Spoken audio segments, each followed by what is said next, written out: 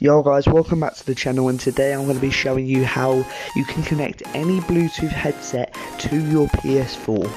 Just before we get into the video, make sure you drop a like and subscribe with post notifications on guys, and I hope this video is useful for you because it's a brand new method that's just come out.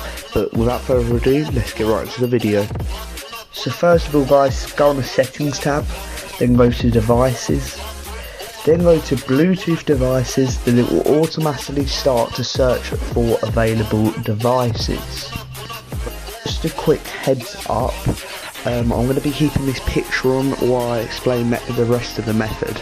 So after you have gone on this, as you can see the controller is connected via Bluetooth, so it shows up.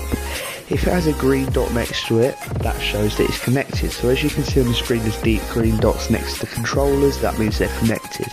So what you need to do in most cases is have your Bluetooth device fully off, then hold down the power button until it blinks rapidly or turns so it goes to pairing mode.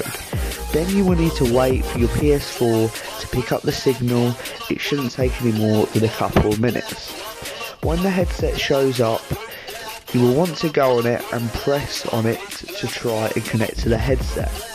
If you cannot connect to it, that will be because your PS4 cannot support the headset, therefore you cannot use that headset on your PlayStation. I do hope that this method helped. Make sure you do all drop a like and subscribe with post notifications on, and I hope you enjoy the video. If you want more videos like this, can we try and get 100 likes on the video guys? That would be appreciated. But for now, peace out.